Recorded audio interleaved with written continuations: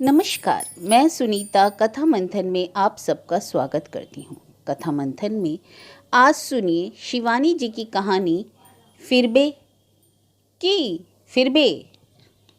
मतलब बांग्ला भाषा में फिरबे का मतलब होता है वापस आएंगे, वापस। तो चलिए शुरू करते हैं शिवानी जी की कहानी फिरबे की फिरबे। आज भले ही उस परिवार की समृद्धि, यश, ख्याति मटिया मेट हो गई है, पर कभी उसकी गणना पहाड़ के समृद्धतम परिवारों में की जाती थी। घटना तब की है, यानी 30 वर्ष पूर्व की। आज तो भव्य सौंद विभत्स खंडर के रूप में खड़ा है। कभी भी कुमाऊं की वेगवती वर्षा उसे धाराशायी कर सकती है। जिस बाग में सदा दमिश्क के गुलाब से खिले रहते थे, अखरोट, मिहिल और सेब से लदे वृक्षों की शोभा देखते ही बनती थी, वहाँ आज खड़ा है दाड़िम का एक ठूठ रह गया वृक्ष, जो किसी वंध्या नारी की वेदना का मूर्तिमान विग्रह बना झुकता झुकता बंकिम होकर गिरने को तत्पर है। किंतु कभी इसी ग्रह की कैसी शोभा थी। खिड़कियों पर लगे चीनी रेशम के पर्दे देवदारी हवा के सशक्त झोंकों से में किसी चंचला किशोरी के उत्तरीय से लड़ने लगते, तो बीसियों नौकर बड़ी बड़ी कांच लगी खिड़कियों को फटाफट फटाफट बंद करते हाँ फुटते। खिड़कियां भी क्या एक आध थीं, पूरी 24 और 10-10 दरवाजे, जिन्हें कभी तिब्बती द्वारों की अनुकृति में ढाला गया था। तब शायद किसी ने नहीं सोचा था कि आने वाली पीढ़ी की 6-6 फुटी देह को दोहरी कर ही आगंतुक के लिए प्रवेश पाना संभव होगा। कभी कभी द्वारों की कृपण ऊंचाई को भूल तेजी से भीतर चले आते तो सिर बुरी तरह टकरा जाता और वे खकियां कर अपने पूर्वजों को कोसने लगते। क्या हमारे दादा परदादा बौने थे जो हम भी वैसे ही होंगे? समझ लिया। ग्रह के तीनों सुदर्शन बेटों के आरसिक नाम भले ही ठेठ पहाड़ी हों, हरदत्त, रुद्रदत्त और शिवदत्त, उनका व्यक्तित्व, कदकाठी, आंखों का रंग एकदम पहाड़ी नहीं था। आमतौर पर ऐसी दीर्घांगी देह का वरदान विधाता कुमानियों को कुछ कृपणता से ही देता है। तीनों की स्फीत सुगठित मांसपेशियां, लपटे मारता उज्जवल गौरवर्ण और महाराष्ट्री तपावनी ब्राह्मणों की सी हरी आंखें। हो सकता है हमारे पूर्वजों की चित पावनी ब्राह्मण रहे हों। कुमाऊं के गजेटियर में कांकन से आकर यहाँ बस गए किसी पंथ का उल्लेख है तो ठुलदा छोटे शिवदत्त ने कहा तो उसके दोनों अग्रज छोटे की इस खोज से बड़े प्रभावित हो गए थे। वैसे भी तीनों में छोटा ही सबसे तेज था। पिता राय बहादुर चिंतामणि पंत को वैसे तो अपनी पूरी संतान पर बड़ा ही नाज था, पर छोटा शिबुआ था उनका लाडला। ऊंछन पोछना दूर से देखने में लगता कोई फिरंगी ही चला आ रहा है। तीनों को उन्होंने नैनीताल की तत्कालीन प्रख्यात अंग्रेजी फ्लैडर स्मिथ के बोर्डिंग में रखकर पढ़ाया था, किंतु छुट्टियों में घर आते तो पंडित गोपाल दत्त शास्त्री को उन रेस के घोड़ों को लगाम थमा दी जाती। राय बहादुर शिव के अनन्य भक्त थे। तीनों पुत्रों के नाम भी उन्होंने अपने इष्ट के नाम पर ही धरे थे। ना जाने कितने रुद्राष्टाध्यायी चमक के अनुसार 1771 आहुतियां की थी, तब जाकर कहीं विवाह के पूरे 10 वर्ष पश्चात महारुद्र ने प्रसन्न होकर उन्हें संतान सुख दिया था। और इसके बाद तो उनकी 1.5 हड्डी की क्षीणकाया पत्नी ने रत्न गर्भा बन प्रत्येक वर्ष उन्हें एक संतान का पिता बना दिया, हरदत्त, रुद्रदत्त और शिवदत्त, और वह कनिष्ठा पुत्री सरस्वती, जिसे वे बड़े दुलार से पुकारते थे सरुली। पत्नी का मायका नाहन में था, इसी से रूप संतान ने जननी का पाया, बुद्धि पिता की। यद्यपि राय बहादुर जानते थे कि उनके अटूट वैभव के पीछे केवल हाड़ तोड़ ईमानदार परिश्रम की ही भूमिका नहीं है, उनकी बुद्धि थी अनूठी। विधाता ने असंख्य शक्तिशाली कंप्यूटर ही उनके दिमाग में फिट कर जीता जागता रोबोट बनाकर ही उन्हें पृथ्वी पर भेजा था। उनका सा क्रिमिनल लॉयर कुमाऊं में क्या पूरे देश में भी शायद ढूंढने पर ना मिलता। कैलाशनाथ, काटजू, सर तेज बहादुर स्प्रू, यहाँ तक कि मोतीलाल नेहरू भी कभी कभी उन्हें परामर्श लेने इलाहाबाद बुला भेजते। खूंखार दरिंदे खूनियों के तो वे जीते जागते मसीहा थे। जिरह करने खड़े होते तो दर्शकों की भीड़ से अदालत भर जाती और कंधे से कंधा छिलने लगता। फांसी के फंदे का भय फिर रहता ही किसे। सच को झूठ और झूठ को सच प्रमाणित करने में उन्हें कमाल हासिल था। उनकी जिरह सदा अजय रहती और खूनी मूंछों में ताव देता। फिर उन्मुक्त विहंग सा अपराधी आकाश में उड़ान भरने लगता। उधर राय बहादुर की तिजोरी दिन प्रतिदिन समृद्ध हो उठती। कभी कभी रात को वे करवटें बदलते उदास हो जाते।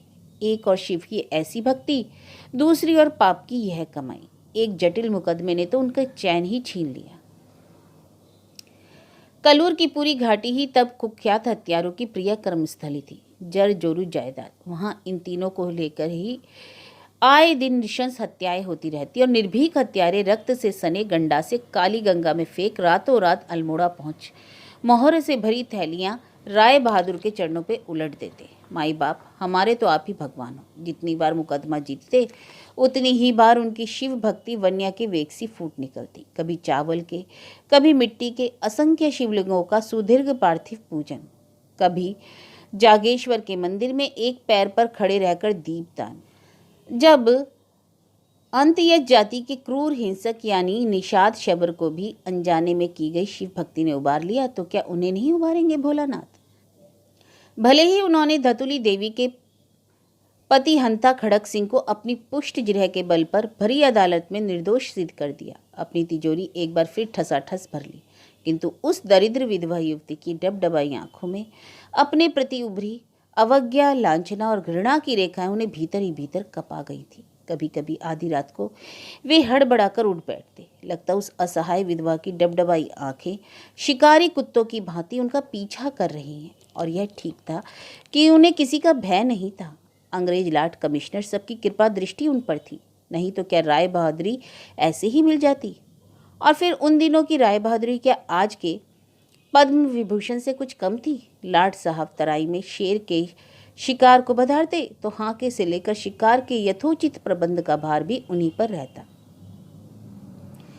यह भी एक ऐसा प्रसंग है जिसकी फांस अंत तक उनके कलेजे में गड़ती रही। इस बार जानबूझकर ही उन्होंने लाट साहब से उस गर्भिणी सिंघनी का शिकार करवाया था। हौदे पर वे बंदूक लिए लाट साहब के साथ बैठे थे। दो दो तगड़े पाठों का प्रलोभन दिया उन्होंने शेरनी को।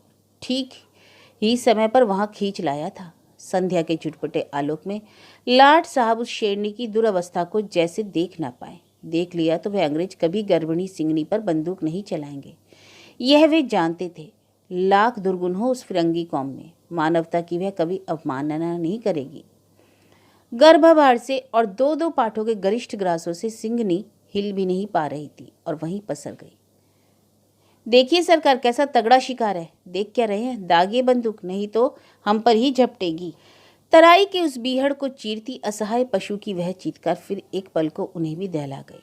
सुना, सिंघनी गर्भिणी थी जानकर साहब को इतना दुख हुआ कि फिर उन्होंने कभी बंदूक ही नहीं हाथ में ली। शायद उसी संतान संभाववा सिंघनी का श्राप उन पर भी वज्र बनकर टूटा था। तीनों पुत्र यूनिवर्सिटी की पढ़ाई पूरी कर घर आ गए थे। महत्वाकांक्षी राय बहादुर ने अपनी सुनहरी योजना भी बना ली थी। दोनों को ICS की परीक्षा में बिठाएंगे। छोटा जरा जिद्दी था, वह अपने मन की ही करेगा, यह वह जानते थे। उधर उनके दर्शनीय पुत्रों के लिए एक से एक संभ्रांत घरों से रिश्ते भी आने लगे। पहले तीनों अपनी अपनी हंडिया खदबदाने योग्य तो हो ले, अभी ना नौकरी ना चाकरी, हमने तो विवाह की बात ही अभी नहीं सोची। वे सबको हंस हंसकर टालते चले जाते। उधर पुत्री सरस्वती 16 वर्ष की हो चुकी थी। हाई स्कूल में फर्स्ट डिवीज़न भी ले आई थी। देखने में तो भाइयों से 20 से 19 ही थी, पर सौम्य शांत चेहरे का आकर्षण देखने वालों को बरबस बांध लेता। बचपन से ही मिशनरी स्कूल में पढ़ने से उठने बैठने में स्वयं ही एक सुघड़ सलीका आ गया था। राय बहादुर के ही एक सहपाठी श्यामाचरण के इकलौते बेटे से उसका विवाह संबंध स्थिर हो गया। विवाह में राय बहादुर ने दिल खोलकर खजाना लुटा दिया। उन दिनों पहाड़ के संभ्रांत समृद्ध परिवारों में भी कन्या का विवाह बिना आडंबर के ही संपन्न होता था। वर को केवल 101 रुपये, एक शॉल, बहुत हुआ तो एक घड़ी, पर राय बहादुर ने पहाड़ की परंपरा ही पलट दी। महीनों तक पहाड़ में वह हरम दरम का विवाह चर्चित रहा। क्या क्या नहीं दिया था उन्होंने। वर पक्ष को तो उपहारों से लाद ही दिया। बारातियों को भी एक एक चांदी के गिलास मिले। बनारस से बाई जी बुलाई गई थी। इस वर अभ्यास से कुमाऊं बहुत पहले ही मुक्त हो चुका था। उस पर बाई जी तो पहले ही वर पक्ष का निमंत्रण पाकर आती थी। पर भला राय बहादुर से दलीलों में कौन जीत सकता था? अरे भाई देखा, तुम तो जानते हो हमारे यहाँ तो लॉर्ड कमिश्नर साहब ही अफसर पधारेंगे। उनके मनोरंजन का भी तो हमें प्रबंध करना था। अब उन्हें भला हमारे शास्त्र उच्चारण से क्या आनंद आता? खाना ऐसा था कि अतिथियों के जिह्वा में दिनों तक उस बताशे सी हल्की खस्ता कचौड़ियाँ और दुर्लभ मिठाइयों का स्वाद रिसा बसा रहा। यह पहाड़ का पारंपरिक विवाह भोज नहीं था कि पानी सी पतली आलू की रसेदार सब्जी में 20 डुबकियाँ लगाओ तब कहीं आलू का एक टुकड़ा हाथ लगे। पक्के कद्दू का भाग के बीच डला वही गजेक लसलसी भिंडी की सब्जी और फुअड़ बड़े बड़े आमचूरी टुकड़ों की सौंठ। यहाँ तो पहली बार व्यंजना वंचिता पहाड़ी जिह्वा मटर पनीर का स्वाद ले रही थी और खोए मखाने की सब्जी और मीठी खुरचन की कोई मधुमेही खा ले तो तत्काल कोमा में चला जाए। उस पर लखनऊ से बुलाए गए 4 चौरसिया पान वाले। देखा ठुल्दा, सरुली के मर भुक्के ससुराल वाले कैसे पान भर भर चले जा रहे हैं जैसे घास खा रहे हो। शिवदत्त ने बड़े भाई से कहा तो उसने डपट दिया, चुप कर, किसी ने सुन लिया तो अनर्थ हो जाएगा। अरे क्या अनर्थ हो जाएगा? इनके 7 पुरखों ने भी ऐसा खाना नहीं खाया होगा। और ड्रेस देखो जरा बारातियों की, एकदम शिव के गणों वाली बारात है। पता नहीं बाबूजी कहाँ से ढूंढ लाए। लड़का तो अच्छा है। अरे क्या खाक अच्छा है, एकदम जनाना चेहरा, 18 इंची कमर, कैसे मटक मटक जनखों सा चल रहा है। जरूर रामलीला में सीता बनता होगा। तू भाग तो शिबुआ, जा बाबूजी का हाथ बटा। बड़े भाई ने उसे जबरन ढकेल दिया था। बड़ी धूम गरज से विवाह संपन्न हुआ। पितृगृह की समृद्धि की विभिन्न पोटलियां बांध सरुली अपनी देह भार से भी भारी कामदार लहंगा और दोहरे दुपट्टों पर का भार संभालती विदा हुई तो राय बहादुर ने अपनी पत्नी से कहा, 1-2 दिन में सत्यनारायण की कथा सुन हम काशी जाकर गंगा और नहा लें बस। कन्यादान से मुक्त होकर गंगा स्नान तो करना ही पड़ेगा। उधर परीक्षा भार से मुक्त होकर के तीनों निगरगंड अलमस्त बेटों को नया शौक चल रहा था कुश्ती का। रानी खेत से कुश्ती में पारंगत एक उस्ताद को बुलवाकर गंडा बांधा गया। पहले घंटों तेल मर्दन होता, फिर व्यायाम और फिर चलता कुश्ती पर्व। बारी बारी से तीनों भाइयों की देह एक दूसरे से गुथी मिट्टी में सन जाती। बागीचे में ही अखाड़ा बन जाता। विचित्र हुंकारे और विकट निनाद। कभी कभी आस पास के लोग भी तीनों भाइयों की कुश्ती देखने जुट जाते। काले काले लंगोटों से निकली कदली स्तंभ सी गोरी जंघाएं, बाहों में उठती गिरती मांसपेशियों की मछलियां और मुगदर सी पुष्ट बुझाएं। कौन कह सकता था कि ये यतन से पली मक्खन खालिस दूध दही से सिंची सुकोमल दही हैं जो छूने से भी मैली होती थी। 2 भीषण चट्टानें ही जैसे एक दूसरे से टकरा उठती। लगता किसी ऐतिहासिक युग की यवनिका की चीर मल्लवीर ही धरित्री की छाती को कपा रहे हो। कृष्ण बलराम या भीम जरासंध। एक दिन दोनों बड़े भाई आक्रमणोद्धत खूंखार पहाड़ी भालुओं से भी परस्पर भिड़े धरा पर लौट रहे थे। अपनी मांसपेशियां सहलाता शिवदत्त अपनी बारी की प्रतीक्षा कर रहा था कि वह अपरिचिता किशोरी ना जाने कहां से टपक पड़ी। लंब तड़ंग 2 अर्धनग्न अवधूतों को धरा पर लौटते पोटते देखकर पहले तो वह सहम गई, फिर हूँ कहकर बड़े ने मझले को पटका तो हंसने लगी। कैसी मोहक हंसी, और हंसी के साथ सुचिक्न गुलाबी कपोलों पर उभरे गहरे गड्ढे। कौन हो तुम, क्या काम है? शिवदत्त ने उसे आश्चर्य से देखकर पूछा। जमीन पर लौट रहे दोनों भाइयों ने उसे अब तक नहीं देखा था। छोटे के प्रश्न से वे चौंके और एक दूसरे से विलग हो बैठ गए। वह फिर हंसने लगी। शिवदत्त अब भी उन गड्ढों को ही एकदम देख रहा था। कितने गहरे गड्ढे थे, जरा जैसे किसी घाव के निशान हो। क्या काम है, किससे मिलना है, गूंगी हो क्या? बड़े भाई ने प्रश्न का चांटा सा मारा तो डर गई। अम्मा ने चाची के लिए बागीचे की भिंडी की सब्जी भेजी है, भरी भिंडी की सब्जी है। फिर उसी त्वरित वेग से वह तश्तरी से ढकी कटोरी वहीं रख विलुप्त हो गई। इसी से कहा था, ठुल्दा कुश्ती भीतर ही किया करो, उतना बड़ा आंगन तो है, छोटे ने कहा। उस सुंदरी किशोरी के सम्मुख अपनी अर्धनग्न देह का अवांछित प्रदर्शन उसे रह रहकर अपदस्थ कर रहा था। तो क्या हो गया, बित्ते भर की छोकरी ने हमें अधरंगा देख भी लिया तो कौन सा आसमान टूट पड़ा, और फिर हम क्या एकदम नंगे थे? बड़े ने कहा। फिर उठकर तश्तरी से ढकी कटोरी सूंघकर आंखें बंद कर ली। अरे वाह, खुशबू तो गजब की आ रही है। बहुत दिनों से भरी भिंडी खाई भी नहीं। भिंडी तो आला आई, पर कुश्ती का मजा बिगाड़ गई। क्या बढ़िया धोबी पाट दे रहा था मजले को। बेटों ने माँ को कटोरी थमाई तो वह बिना कुछ पूछे ही समझ गई। अरे पीताम्बर स्टेशन मास्टर की बेटी लच्छी होगी। कल उसकी माँ मंदिर में मिली थी, कह रही थी बाग से ताजी भिंडी उतार मसालेदार सब्जी भेजेगी। यह पट्टा स्टेशन मास्टर किस स्टेशन से चला आया? अम्मा, पहले तो कभी नाम भी नहीं सुना था। बड़े ने पूछा तो अम्मा हंसने लगी। अरे अभी तो आए हैं उन्नाव से रिटायर होकर। शिवदत्त उस रात को बड़ी देर तक सो नहीं पाया। बार बार वही मासूम चेहरा आंखों में तैरने लगा।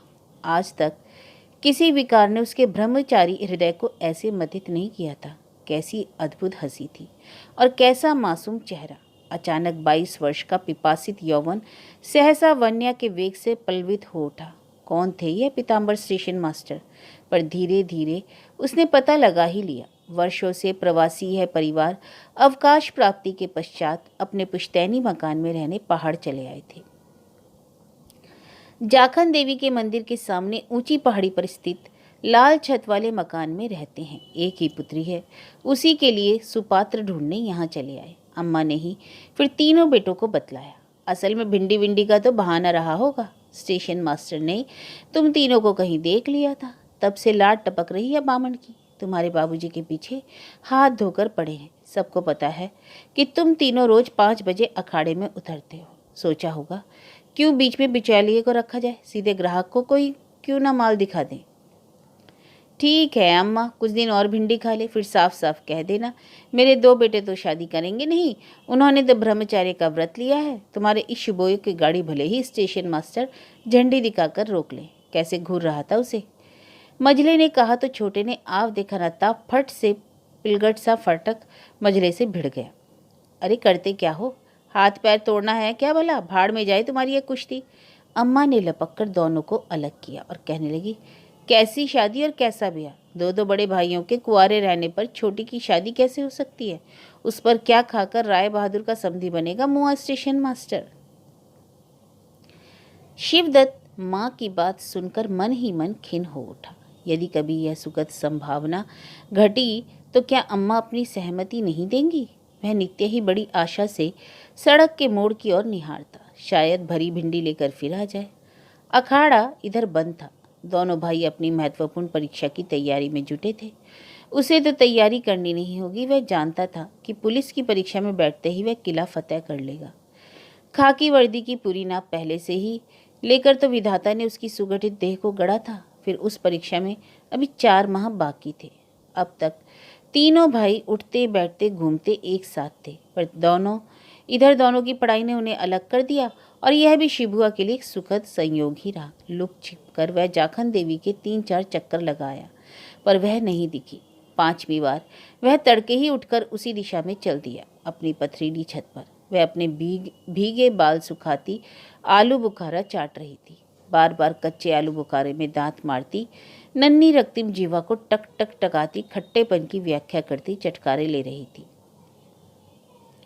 आलू बुखारा चाटती स्टेशन मास्टर दुहिता उसे भिंडी वाहिका से भी सुंदर लगी। फिर एक दिन अचानक उससे बाजार में टकरा गया। वह लोहे के शेर के पास की सीढ़ियां उतरती दिखी तो वह चट से उसके पीछे हो लिया।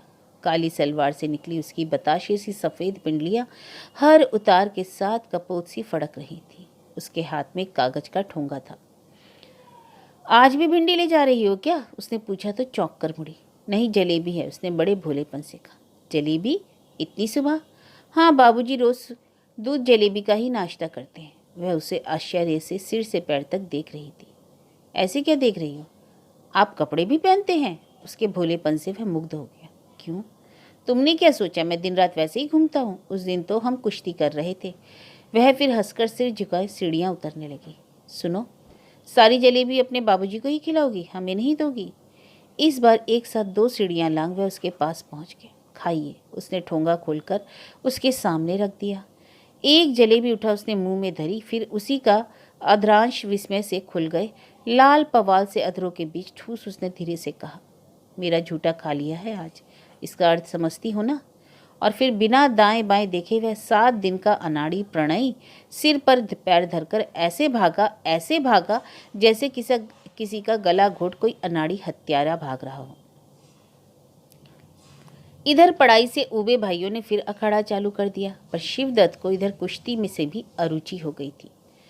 2 दिनों से वह बराबर भाइयों से पराजित हो रहा था, जबकि इससे पूर्व उसकी उल्टी देह को चित्त करने में दोनों भाई पसीना पसीना हो जाते थे।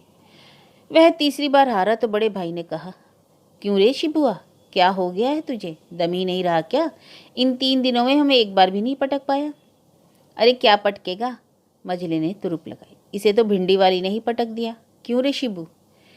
शिवदत्त भुनभुनाता तीर सा निकल गया। रात को दोनों भाइयों ने उसे मनाने की चेष्टा की। देख शिबू, आज जो भी तेरे मन में है उगल दे बेटा। तुझे वह लड़की बहुत पसंद आ गई है ना, तो हाँ कर दे। हम बाबूजी अम्मा से तेरी पैरवी करेंगे। पुलिस की परीक्षा में तू तो आ ही जाएगा। रही हमारी शादी की बात, तुझे तो पता ही है हम दोनों शादी नहीं करेंगे। हमने उस्ताद को वचन दिया है। तू संकोच में रहा तो लड़की हाथ से निकल जाएगी, कोई और तिड़ी कर ले जाएगा उसे, समझा? तीनों भाई कम थे, अंतरंग मित्र अधिक। बड़ी रात को कोचा कोची के बाद छोटे ने अपनी दुर्बलता स्वीकार कर ली। पिता पुत्रों के बीच कभी कोई दुराव, छिपाव या संकोच की दीवार नहीं रही। इसी से पिता को मनाने में उन्हें विशेष प्रयत्न नहीं करना पड़ा। तब पहाड़ में सगाई नहीं होती थी, केवल वाक्यदान ही होता था।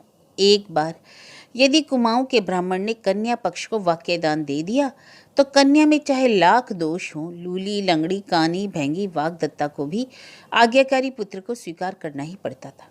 स्टेशन मास्टर को तो जैसे हाथ बढ़ाते ही स्वर्ग मिल गया। अपने विचित्र पुश्तैनी घर में उन्होंने एक दिन तीनों भाइयों को चाय पर आमंत्रित भी कर दिया। छोटे से शहर की कर्मकांडी बिरादरी की भ्रुकुटी या कपाल पर चढ़ गई। छी, ऐसा कभी सुना है किसी ने? विवाह के पहले ही वर ससुराल पहुंच गया। एक तो 2 कुंवारे बड़े भाइयों के रहते छोटे का विवाह, उस पर ऐसी बेशर्मी। कभी कुछ ऊंच नीच हो गया तो सिर पटक कर रोएगा मास्टर। पर ऊंच नीच होती कैसे? वहां तो कन्या को मालगाड़ी के किसी डिब्बे में बंद कराया था, शायद स्टेशन मास्टर। खटका भी होता तो तीनों भाइयों की आंखें एक साथ द्वार की ओर उठती और उतनी ही बार अपनी विराट काया से द्वार अवरुद्ध करती स्टेशन मास्टर ने ही अपनी गज दंत निपोड़ती खड़ी दिखती। ऐसी कदर्प कुत्सित जननी ने ऐसी सुरसुंदरी को जन्म कैसे दिया होगा? यही सोचते फिर तीनों भाई सिर झुकाए नाना व्यंजनों को उदरस्त करने में जुट गए। यह सब मेरी लल्ली ने बनाया है, स्टेशन मास्टरनी हंस हंस कर कहने लगी तो मुंह फट मजले ने कहा, अच्छा, हमने तो समझा चिरंजी के होटल वाले आलू गुटके हैं, वह ऐसे तो वही बनाता है। फीका पड़ गया स्टेशन मास्टरनी का चेहरा। तभी किसी अदृश्य कोने से यतन से रोकी जा रही हंसी का स्वर आया। किसी कोने में छिपी भिंडी वाली ही शायद माँ की चोरी पकड़े जाने की अपदस्थता का आनंद ले रही थी। गृह स्वामिनी की ही भांति गृह सज्जा भी अटपटी थी। लगता था अवकाश प्राप्ति पूर्व स्टेशन मास्टर ने भारतीय रेल संपत्ति का अर्धांश बटोर अपने पुश्तैनी गृह की सज्जा के लिए संचित कर लिया था। रेल की पटरियों से बनी छत की बल्लियां पटरियों का ही भाड़ा और उन्हीं से गिरा पूजा गृह जैसे किसी चिड़ियाघर में बना शेर का पिंजरा हो। वातानुकूलित रेल के डिब्बे से उखाड़े गए पंखे, वाशबेसिन और यहाँ तक कि पर्दे भी शायद किसी राजे रजवाड़े की स्पेशल ट्रेन से तिड़ी कर लाए थे। कैसा लगा आपको मेरा गरीब खाना? उन्होंने अपने सुदर्शन अतिथियों से पूछा। बहुत अच्छा, बड़े ने चटपट उत्तर दिया। कहीं मजरा फिर कुछ बेअदबी ना कर बैठे। आइए अब आपको अपना बेडरूम दिखाऊं। छोटा परम उत्साह से उनके पीछे पीछे चलने लगा और दोनों भाई उसके पीछे। क्या पता बेडरूम के किसी बर्थ पर आराम फरमाती भिंडी वाली ही दिख जाए। बेडरूम में पहुंचते ही तीनों को लगा रेलगाड़ी के किसी आरक्षित फर्स्ट क्लास के डिब्बे में खड़े हैं। एक के ऊपर एक 3 बर्थ, उन पर लगी वैसी ही गद्दीदार गद्दियाँ जैसी रेलगाड़ी में होती है। शायद 3 टियर की पहली योजना उसी स्टेशन मास्टर के मस्तिष्क में कौंधी होगी। यह ऊपर की बर्थ मेरी है, बीच की हमारी लच्ची की और सबसे नीचे की उसकी अम्मा की। जरा भारी शरीर है ना। खिसिया कर उन्होंने कैफियत दी। जरा भारी, मजले ने बड़े के कान में फुसफुसाया कर कहा। अरे बीच में गैंडी सोती तो सुबह होते ना होते बेटी का पत्ता साफ ना हो गया होता। अरे ये देखो बेटा, आर्मी वाले रिटायरी के बाद अपनी 2 बंदूकें और खुखरियाँ दीवार पर टांगते हैं। हमने भी अपनी नौकरी की यादगार पर दीवार पर लटका दी है, एक दूसरे पर स्थित कैंची से बनी लाल और हरी झंडी। वाह वाह वाह, अभागा मझला भला चूक सकता था। सिग्नल नहीं दिख रहा चाचा जी। हाँ हाँ, बड़े मजाकिया हो बेटा, सरकारी चीज़ क्या उखाड़ कर ला सकते हैं। वैसे इंजन छोड़कर सभी तो ले आए हैं चाचा जी, है ना रे शिबू। शिवदत्त का चेहरा भाई की अशिष्टता से तमतमा उठा, पर स्टेशन मास्टर के तले लगे निर्लज चित्र से पानी की वह बूंद भी फिसल गई। फिर उसी हंसी की खुक खुक में क्या किसी चिमनी में छिपकर हंस रही थी छोकरी। चलने का समय हुआ तो मुंह का स्वाद खराब करने चटक फूलदार लाल साड़ी में लिपटी स्टेशन मास्टर की वही मर्सिडीज ट्रक फिर हाथ जोड़े खीसे निपोड़ते खड़ी हो गई। बेटी का कहीं अता पता अभी भी नहीं था। तीनों भाइयों को मोड़ तक विदा कर स्टेशन मास्टर लौट गए तो मझले ने कहा, देख रे शिबुआ, लड़की तुझे कितनी पसंद क्यों ना हो, हम इस रेल गोदाम में बारात लेकर तो नहीं आएंगे। जरा सोच तो सही, मार्टिन साहब, डैनियल साहब सब बाबूजी के दोस्त हैं, आएंगे जरूर। अब तू ही बता, उन्हें वहां ला सकते हैं हम। पर प्रेमोन्मत्त चक्षुहीन प्रणयी को तो ना मास्टर की लाल लाल हरी झंडियां दिख रही थी, ना रेल के डिब्बे, ना भावी सास की गजदंता। उसे तो बार बार मोहक हंसी के साथ आड़ू से गुलाबी सुचिकन कपोलों पर गहरे 2 गड्ढे ही दिख रहे थे। चलते चलते स्टेशन मास्टर रोली का लंबा तिलक लगा शिबू को अंगूठी पहनाने लगे तो दोनों बड़े भाइयों ने आपत्ति भी की। देखिए, यह सब तो आप बाबूजी से ही पूछकर कीजिएगा, हमें तो आपने केवल चाय पे ही बुलाया था। कैसी बात करते हो बेटा, यह तो छोटा सा शगुन मात्र है। आज अच्छा दिन है, पुष्य नक्षत्र है, शुभ कार्य निर्विघ्न संपन्न होगा। निश्चय ही पतरा रखने में कमजोर रहे होंगे स्टेशन मास्टर। शिवदत्त अंधविश्वासी नहीं था, किंतु अंगूठी पहनते ही जो धारावाहिक दुर्घटनाएं घटती चली गईं, उनसे वह भी विचलित हो उठा। घर पहुंचते ही देरी में ऐसी ठोकर खाई कि पूरा का पूरा नाखून निकल गया। किसी कृतज्ञ असामी ने राय बहादुर को हिसार की भैंस लाकर दी थी, एक बार में पूरा 10 सेर दूध देती थी। सहसा मुंह से फैन निकालती वह धरा पर लौटने लगी और देखते ही देखते उसकी देह ठंडी पड़ गई।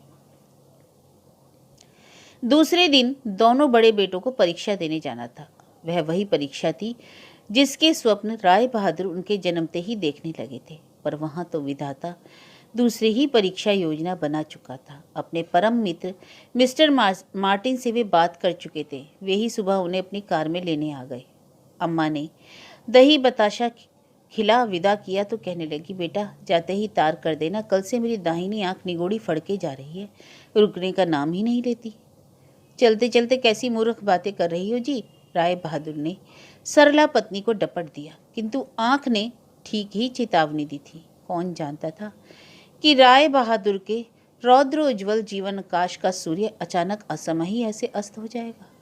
उस दिन वर्षा का वेग ऐसा तीव्र हो उठा कि झड़ी रुकने का नाम ही नहीं ले रही थी। कड़क कड़क कर बिजली गरजते बादल और घटाघोप अंधकार। अम्मा ने रस्सी के टुकड़े में शहर के 7 कानों के नाम की गांठ बांध पटापट जूतों के साथ प्रहार कर पहाड़ी टोटका भी आजमा लिया था, पर वर्षा नहीं रुकी।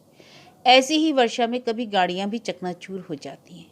उन्हें गए 2 घंटे भी नहीं बीते थे कि राय बहादुर पर वह वज्रपात हुआ। वर्षा के वेग से एक भारी चट्टान गिरी और मार्टिन साहब की कार गहरी घाटी में गिर जल भस्मीभूत हो गई। राय बहादुर अपने कामदेव से बेटों की अस्थियां भी नहीं चुन पाए।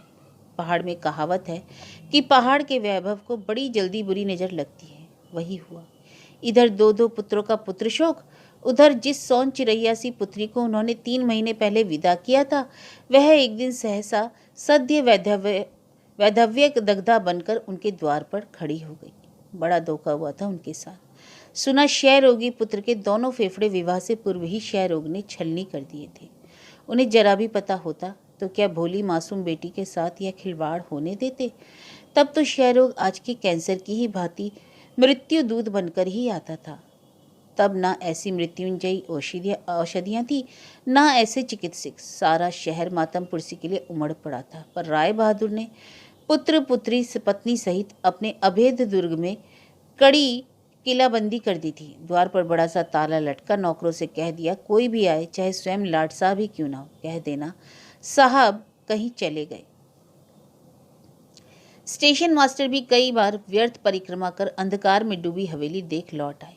3 ही दिन में वह स्वेच्छा से ग्रहण किया गया बंदी जीवन उनके लिए दुर्वह उठा। हर दीवार में, हरिद्वार में तो उनकी स्मृतियां रची बसी थी। ना जाने कितनी बार उनकी दीर्घ देहें इन संकरे दरवाजों से गुजरी और ना जाने कितनी बार वे लच्छेदार काले बालों वाली सिर उन द्वारों से टकराए थे। कैसे कैसे अरमान थे राय बहादुर के। जैसे छोटे ने अपने मन की लड़की ढूंढ ली, वे भी एक ना एक दिन शादी को राजी हो जाएंगे। सेहरा बांधकर कितने सुंदर दिखेंगे उनके दर्शनीय बेटे। पीछे पीछे कंधे पर शॉल डाले, गर्वोन्नत मस्तक लिए झूमते चल रहे स्वयं राय बहादुर। एक पल में उनके बालू का महल ढह गया। स्मृतियां उन्हें पागल बना उठी और वे पहले परिवार सहित गया, फिर न जाने कितने तीर्थों की परिक्रमा कर पूरे 3 महीने बाद लौटे तो चेहरा ही बदल गया। सदा सतर रहने वाली देह झुक गई, आंखों के नीचे गहरी कालिमा और चेहरे पर फूकी स्याही। अपने सारे मुकदमे अपने अधीनस्थ मित्र बद्री दत्त को थमाकर उन्होंने कहा, बद्री, अब मैं इस जीवन में तो कोई मुकदमा नहीं लड़ूंगा। अपना सबसे बड़ा मुकदमा हार चुका हूँ। अब क्या मुंह लेकर अदालत में खड़ा हो सकता हूँ। ना कहीं आते ना जाते। धीरे धीरे लोगों ने भी आना कम कर दिया। शिवदत्त लाख समझाने पर भी पुलिस की परीक्षा में बैठने पर राजी नहीं हुआ। जो दिन में 3-3 बार कपड़े बदलता था, वह अब दिनों तक एक ही जोड़ी कपड़े पहने कमरे में बंद मोटी मोटी पुस्तकें पढ़ता रहता। एक दिन वह कमरे में नहीं था, शायद नहा रहा था। गुसल खाने के दरवाजों को देख राय बहादुर डरते डरते पहली बार उसके कमरे में गए। देखे तो सही क्या पढ़ता रहता है। दिन रात पुस्तकें देखी तो कलेजा बैठ गया। गरुड़ पुराण। 22 वर्ष की उम्र में यह कैसा वैराग्य है। दूसरी अधकुली पुस्तक उठाई तो वैराग्य शतक। 2-2 दुश्मन तो चले ही गए थे, यह भी हाथ से निकल गया। तो वे कहाँ जाएंगे इस भरी जवानी में, ऐसे कमरे में दिन रात बंदी बन ऐसी गरिष्ठ पुस्तकों का पठन क्या उस असमय ही वैरागी बना रहा था। उधर निराभरणा पुत्री को देखते ही कलेजा मुंह में आ जाता। एक पत्नी ही अडिग चट्टान सी उन्हें सहारा दे रही थी। ना कभी पति के सामने रोती, ना पुत्रों की अकाल मृत्यु के लिए विधाता को कोसती। कहीं कहीं भागवत सुनने चली जाती, कभी पाताल देवी के दर्शन को। पर वे समझ गए थे कि उसकी मन ही मन घोटी जा रही वेदना तिल तिल उसे घुला रही है। उन्होंने दृढ़ संकल्प कर लिया था कि शिवदत्त की नौकरी लगे ना लगे, बेटों की बरसी होते ही वे उसके पैर उलझा देंगे। सगाई तो हो ही चुकी थी, पुत्री के भविष्य की योजना भी उन्होंने बना ली थी। उसकी ससुराल वालों की घोर आपत्ति के बावजूद उन्होंने उसे पढ़ने बनारस बोर्डिंग में डाल दिया था। उसे लिवाने 2 बार उसके ससुर आ चुके थे, किंतु बड़ी रुखाई से ही उन्हें राय बहादुर ने लौटा दिया। जिस दगाबाज मित्र ने समधी बनते ही उनकी पुत्री का सब कुछ छीन गहने कपड़े दबा उसे अकेली नंगी बुच्ची मायके भेज दिया था, उसके गृह में अब उनकी पुत्री कभी कदम नहीं रखेगी। स्वयं अपने पैरों पर खड़ी होने की सामर्थ्य उसमें है, यह दिखा देंगे उसे प्रवंचक को। इसी बीच सदा मन की व्यथा मन ही में घुटने वाली उनकी सहिष्णु सहचरी ने भी उन्हें अचानक धोखा दे दिया। सुबह बड़ी देर तक नहीं उठी तो सोचा कल पाताल देवी के दर्शन कर बड़ी देर से लौटी थी, थक गई होगी, पर वह विश्राम था, चीर विश्राम। यह बड़ी देर से समझ पाई। उसी दिन को सद्य मुंडा सिर लेकर शिवदत्त उनके सिरहाने खड़ा हुआ तो वे हड़बड़ाकर उठ बैठे। ऐसे लगा जैसे बड़ा बेटा हरदत्त ही सिरहाने खड़ा है। कैसा साम्य था तीनों भाइयों के चेहरे में। क्या बात है बेटा? बाबूजी, ये अंगूठी आप कल ही उन्हें लौटा दीजिए, मैं वहाँ शादी नहीं करूँगा। राय बहादुर ने सोचा जननी के आकस्मिक वियोग ने ही उसे आधी रात को विचलित कर दिया। ऐसा नहीं कहते बेटा, मैं तो वाक्यदान दे चुका हूँ। नहीं नहीं, देख नहीं रहे हैं आप? जब से यह मनुष्य अंगूठी पहनी है क्या कुछ नहीं हुआ। ठुलदा गया, गाजिलदा गया और आज अम्मा भी चली गई। सरुली का वैधव्य भी इसी अंगूठी की ही देन है। एक क्षण को कुश की शैया के पास जल रहा पाथ्य का निष्कंप प्रदीप पत्तल से ढका होने पर भी कांपने लगा। कमरे में मलान अंधकार में पिता पुत्र एक पल को एक दूसरे का चेहरा नहीं देख पाए। राय बहादुर ने ही बड़े संयत गंभीर स्वर में कहा, जा बेटा, तेरा जी ठीक नहीं है, अभी शमशान से लौटा है, सो जा, कल बात करेंगे। नहीं, ये रही अंगूठी, जब तक आप इसे लौटाएंगे नहीं मैं पानी भी नहीं पीऊंगा। और वह धड़धड़ाता अपने कमरे में चला गया। इस हठी बेटे की जिद को वे खूब जानते थे और यही हुआ। एक पत्र के साथ अंगूठी वापस भेज दी गई। उसी क्षण स्टेशन मास्टर भागते भागते आ गए। यह क्या कर दिया आपने घोर सूतक में? आज अमावस के दिन शगुन लौटा दिया। आपने तो इस ब्राह्मण को वाक्य दान दिया था परांजू। मैं क्या करूं पीताम्बर, तुम क्या सोचते हो मुझे दुख नहीं हुआ? ईश्वर ने मुझे भी एक अभागिनी बेटी का बाप बनाकर इस पृथ्वी पर भेजा है। मैं क्या दूसरे बेटी के बाप का दुख नहीं समझता? पर क्या करूं, अब एक ही बेटा है मेरा, वह तो अन्न जल त्याग कर बैठा है। अब तुम बताओ मैं क्या करता? उनका सवर गहन नैराश्य में डूब गया। मैं उससे मिलूंगा, कहाँ है वह? नहीं, मैं तुमसे हाथ जोड़कर विनती करता हूँ पीताम्बर, मेरे बेटे को तुम नहीं जानते। माँ की मौत से उसका सिर फिर गया, शांत होने दो फिर मिलना। वह क्या कहीं भागा जा रहा है? पर पिता के आश्वासन को व्यर्थ कर वह माँ की 13वीं की रात को ही सचमुच कहीं भाग गया।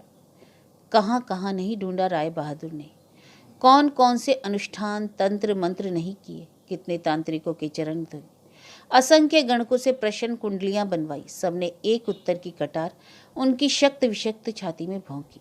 उत्तर दिशा में जाकर किसी अरण्य की गुहा कंदरा में खो गया है, अब कभी नहीं लौटेगा। जीवित है, रहेगा, पर तुम अब उसे देख नहीं पाओगे। उस विराट हवेली में पूरे 4 वर्ष राय बहादुर अपने एकांत से समझौता करते। छुट्टियों में पुत्री आती तो बार बार पिता की क्षीणतर होती देह देखती। बाबूजी, अब मैं आपको कहीं छोड़कर नहीं जाऊंगी। नहीं, तुझे अपनी पढ़ाई पूरी करनी होगी, चिंता मत कर। तेरे कायर छोटे भाई की तरह तुझे मैं तब तक छोड़कर नहीं जाऊंगा जब तक कि तुझे अपने पैरों पर खड़ी न देख लूं। और अपना वचन उन्होंने पूरा ही किया। अपने विदेशी मित्रों की कृपा से उन्होंने पुत्री के लिए उसी मिशनरी स्कूल में नौकरी जुटा ली जहाँ की कभी वह छात्रा रही थी। शिवदत्त को देखने की उन्हें अब आशा नहीं थी। शरीर पहले ही सूख चुका था, दोनों आंखों में मोतिया उतर आया था, स्वर्ण शक्ति धीरे धीरे कम हो रही थी। अचानक सन्नीपात ने उन्हें शଯ୍याशायी बना दिया। सरुली की दिन रात की सेवा, पुराने वैद्य की औषधियां भी उन्हें बचा नहीं पाईं। 15वें दिन आए बाएं बकते शरीर के कपड़े नोचकर फेंकने लगे। ऐसा क्यों कर रहे हो बाबूजी? सरस्वती उन्हें बार बार बाहों में जकड़ रोकने की व्यर्थ चेष्टा कर रही। वह आ रही है, देख देख देख। कौन? वह शेरनी, देख खींच रही है मुझे। अरे मत मारो साहब, मत मारो उसे, गर्भिण है, पाप लगेगा, घोर पाप। और फिर वे निश्चेष्ट होकर पुत्री की गोद में लुढ़क गए। पिता की विरासत रूप में सरुली को मिला था केवल जानलेवा एकांत और मृत्युहीन विराट अट्टालिका। सब पुराने नौकर पहले ही एक एक कर जा चुके थे और ठीक भी तो था। पर्णहीन वृक्ष को छोड़ पक्षी भी क्या उड़ नहीं जाते? फिर वे तो मनुष्य थे। भाई दूज के दिन वह भूखी प्यासी कमरा बंद किए चुपचाप रोती रहती। कहाँ गए वे दिन जब तीनों कार्तिकेय से ऊंचे अगले भाइयों को एक पंक्ति में बिठा वह उन गौर ललाटों पर रोली का दीर्घ तिलक खींच रुई के फायों से इत्र लगाती, फिर चिवड़े के रुई से फुनगे उनके सिर पर रखती और फिर अम्मा के सुदक्ष हाथों से बने कुरकुरे सिंगल आलू के गुटकों का गस्सा अपने हाथों से तीनों के मुंह में पूरती। दिन भर कभी रोती, कभी उनके कपड़ों को सूंघती।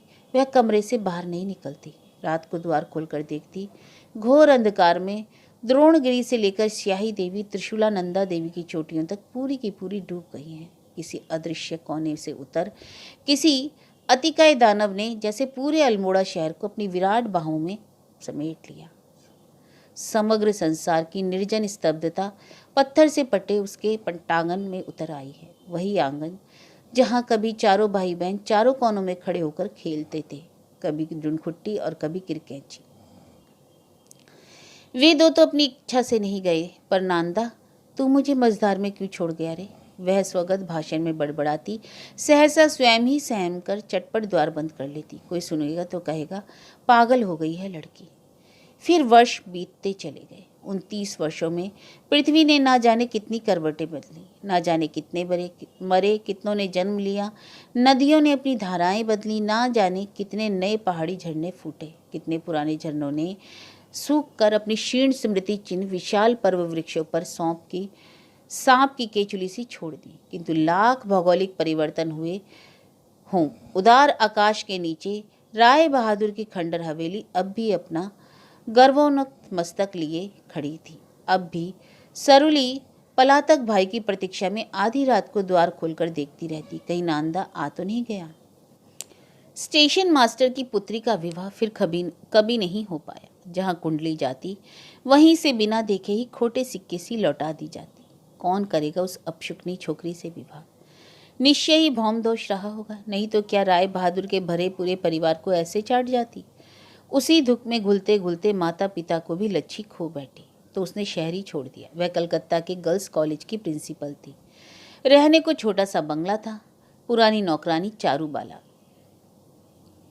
दिन रात उसके पीछे छाया सी घूमती रहती। अपने उस छोटे से गृह में लच्छी अपने अतीत को लगभग भूल चुकी थी, किंतु कभी कभी उस गूढ़ एकांत में भी एक प्रकार की विचित्र हुक सी उसके मन में उठती। एक एक कर उसके उभरते उभरते यौवन की वे मधुर स्मृतियां उसे पागल बना देती।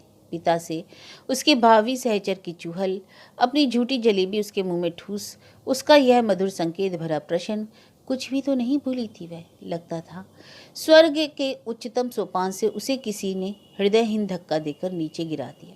उस एकांत में भी वे स्मृतियां उसके कपोल आरक्त कर उठती। उस दिन रविवार था। सिर धोकर बाल सुखाने वे बरामदे में बैठने जा रही थी कि भागती भागती चारू आ गई। ओ दीदी, एक महात्मा इसी चेन खेते चाई चेन। इसका मतलब वह एक महात्मा आए हैं, वो खाना मांग रहे हैं। 20 वर्ष पूर्व चारू का 7 वर्ष का बेटा केंदुली मेला देखने गया था और आज नहीं लौटा। विधवा माँ का वही एकमात्र सहारा था। तब से बेचारी जहाँ किसी साधु फकीर को देखती बौराकर पूछती, अमर कोकुन कोकुन फिर बे बाबा, मतलब कि मेरा बच्चा कब लौटेगा? तो देना, खाना तो धरा रखा है ना दीदी। আপনি চলুন, কেমন ঠাকুর আছে, চেহারা একবার निमाई ठाकुरेर मतन। निमाई ठाकुर कृष्ण जी के भक्त थे। तो वो बोलती है चारुलता कि दीदी एक बार चलकर देखिए कि उनका चेहरा एकदम निमाई ठाकुर की तरह है। इन भंड साधु महात्माओं पर उसे जरा भी श्रद्धा नहीं थी। वह बार बार कोचे जाने पर बड़ी अनिच्छा से उठकर बाहर आई तो देखा एक दीर्घदेही गैरिक वसनधारी सीढ़ियों पर बैठा खड़ा है। कंठ में रुद्राक्ष के बड़े बड़े दानों की माला, कंधे से लटका गेरुआ झोला और हाथ में कमंडल। यद्यपि मार्ग की क्लांति के कारण दोनों होठ सूख गए थे, फिर भी लाल लाल क्लांति स्पष्ट होकर पूरे चेहरे को उद्भासित कर रही थी। अपात म्लान कमल पुष्प की भांति गौर मुखमंडल घनी दाढ़ी मूंछों से ढका था। अर्धस्तपित आंखें उसने ऐसे झुका ली जैसे नारी मात्र की ओर देखना भी उसके लिए पाप हो। मूर्तिमान सौंदर्य ही जैसे उसकी सीढ़ियों पर खड़ा हो गया। आपने भोजन के लिए कहा है महाराज, पर मेरा खाना तो मेरी नौकरानी बनाती है, आपको कोई आपत्ति तो नहीं होगी? पर उसकी दृष्टि धरा पर ही निबद्ध रही, प्रश्न जैसे सुना ही ना हो। तब क्या बहरे थे महाराज जी? पर उत्तर देता कैसे? उसके हृदय में तो दारुण झंझा बह रही थी। महाकाल तुम्हारी माया दुर्निवार है। जिस मोह की डोर निर्ममता से तोड़ मैं बहुत दूर चला गया था, वहीं आज क्यों खींच लाए प्रभु? इस निर्मम प्रचंड ज्वाला को कैसे सह पाऊंगा? महाराज, आप कुछ ऊंचा सुनते हैं क्या? मैंने पूछा कि क्या आप मेरी नौकरानी के हाथ का बना खाना खा लेंगे? इस बार वह जोर से बोली। अतिथि का अस्वाभाविक मौन देखकर उसे सहसा हंसी आ गई। उसी हंसी के परिचित स्वर में स्मृति के अधमुदे कपाट नियति ने खोल दिए। ना चाहने पर भी वैरागी की आंखें उस चेहरे पर निबद्ध हो गई। वही मोहक गड्ढे, अब रही सही भ्रांति भी मिट गई। वही थी, वही जो कभी अपना सर्वस्व लेकर उसकी ओर इस आशा से बड़ी थी कि वह उसे स्वीकार लेगा, किंतु उसने एक पद प्रहार से उसके सपनों का प्रसाद छिन भिन कर रख दिया। पाषाण पिंड, आज तुझे नियति फिर यहाँ ले आई कि तू अपनी जड़ता का प्रायश्चित कर सके। तो खाना ले आओ महाराज। स्पष्ट था उसने उसे नहीं पहचाना। थोड़ी ही देर में नौकरानी बड़ी श्रद्धा से लोटा अंगोछा लाकर बोली, हाथ मुख धुए नीन बाबा। वह निश्चेष्ट बैठा रहा। शरीर की समस्त शिराएं एक साथ स्पंदित होती उसे पल पल अवश्य बना रही थी। विधि की प्रबल लेखनी ने जो लिख दिया उसे मिटाएगा कैसे? नौकरानी जल देकर चली गई तो उसने बड़ी चेष्टा से उठकर हाथ मुंह धोया। 3 दिन से उसने केवल 2 केले खाए थे। निकला था बेलूर मठ की काली के दर्शन को, पहुंच गया यहाँ। सोचा था द्वार खुले हैं, किसी गृहस्थ के गृह में 2 मुठ अन्न तो मिल ही जाएगा। थाली लेकर स्वामिनी आई, झुककर उसके सम्मुख थाली रखी तो भीगे केशों की एक लट उसके कर पृष्ठ को छू गई। वर्षों तक गहन गिरी कंदराओं में भटकने वाला संसार त्यागी सिर से पैर तक कांप उठा। तब क्या इस सुदीर्घ साधना के बाद भी वह उस मोह से विमुक्त नहीं हो पाया? खाइए महाराज, साक्षात अन्नपूर्णा किसी मनोहार से वह तटस्थ हुआ। रोटी, दाल, दही और भरी भिंडी की सब्जी। विषाद नैराश्य एक विवशता के उन विषम क्षणों में भी घनी दाढ़ी मूछों से ढके अधरों पर मुस्कान खिल गई। इसी भिंडी ने कभी प्रथम परिचय कराया था और आज फिर यही भिंडी उसे मिलाने चली आई। उसने एक गस्सा मुंह में रखा और कंठ में वही टुकड़ा अटकने लगा। कहाँ गई वह क्षुधा जो क्षण भर पूर्व उसे व्याकुल कर उठी थी? वह उठ गया। यह क्या महाराज, आपने तो कुछ खाया नहीं? क्या खाना अच्छा नहीं बना है? उत्तर में अतिथि की मूक दृष्टि एक बार फिर उसी चेहरे पर निबद्ध हो गई। वह आश्चर्य से उसे देख रही थी। ठीक ही तो कह रही थी चारू, कैसा दीपों में तेज था चेहरे पर, और आंखें जैसे 2 ज्वलंत फिरोजा ही किसी ने जड़ दिए। कैसे जाना पहचाना चेहरा लग रहा था। वह उठा, झोला कंधे पर डाल जाने को उद्यत हुआ तो मेजबान ने अधीर स्वर में कहा, जरा रुकिए महाराज, मेरी अम्मा कहती है द्वार पर आए साधु सन्यासी को कभी खाली हाथ विदा नहीं करते। आप 1 मिनट रुकें, फिर भीतर जा। उसने पर्स में से एक 100 का नोट निकाला और उनके चरणों पर धर दिया। महाराज, यह सामान्य पत्र पुष्प स्वीकार करें, मुझे आशीर्वाद दीजिए, मेरा अशांत चित्त शांत रहे। मैं इस संसार में एकदम अकेली हूँ, अनाथ, कोई नहीं है मेरा। अचानक उस तेजस्वी दिव्य मूर्ति की उपस्थिति ने उसके संसार भीरू चित्र को उस अनजान के प्रति कैसी श्रद्धा से भर दिया। झुककर उसने अपना सिर उन गौर चरणों पर टेक दिया। गीले बालों से दोनों पैर ढक गए। वह रो रही थी और निर्दोष अश्रुधारा से वीतराग अपराधी के चरण भीगते जा रहे थे। उसने हड़बड़ाकर दोनों पैर खींच लिए। मैं तुम्हें कैसे शांति का आशीर्वाद दे सकता हूँ लच्छी, मैं तो स्वयं ही अशांत हूँ। वह चौंक कर खड़ी हो गई। आज पूरे 30 वर्ष पश्चात कौन था उसे इस नाम से पुकारने वाला? तुमने मुझे पहचाना नहीं? मैं ही तो हूँ तुम्हारी अशांति का मूल। तुम्हें असहाय छोड़, पिता बहन सबको मझदार में छोड़, मैं ही तो कायर की तरह भाग गया था। कहाँ कहाँ भटका, कैसी कैसी साधना, न्याय, योग, कहीं मुझे शांति नहीं मिली। आज तक अपने पश्चाताप की ज्वाला में पल पल भस्म हो रहा हूँ। शायद नियति मुझे तुमसे क्षमा मंगवाने ही यहाँ खींच लाई। मुझे क्षमा कर दो लच्छी। विस्मृत अपमान अवमानना से लच्छी का चेहरा तमतमा उठा। छी छी छी छी, जिसने उसका अपमान किया था, जिसके आघात ने उसके माता पिता के प्राण लिए थे, उसी के चरणों में वह लौटी। वह हंसा, कैसी निष्पाप निर्दोष हंसी थी, जैसे झकझक कर दर्पण चमक रहा हो। एक बार वह सब भूल गई।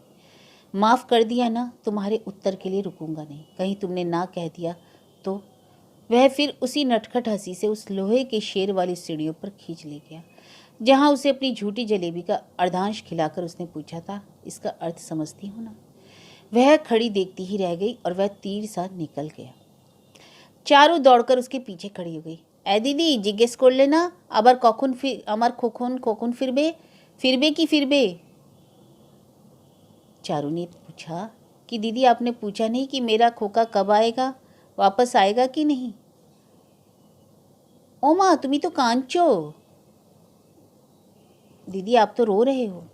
स्वामिनी की आंखों से बहती अश्रुधारा देखकर वह फिर उसे झकझोरने लगी। की होइचे दीदी, कांचो कहनो? पर दीदी तो एक टक विमूढ़ अंधकार में क्रमशः विलुप्त हो रही उस दीर्घदेही अतिथि को देख रही थी। चारू की भांति ही उसका अशांत अधीर चित्त भी वही प्रश्न पूछ रहा था। फिरबे की फिरबे?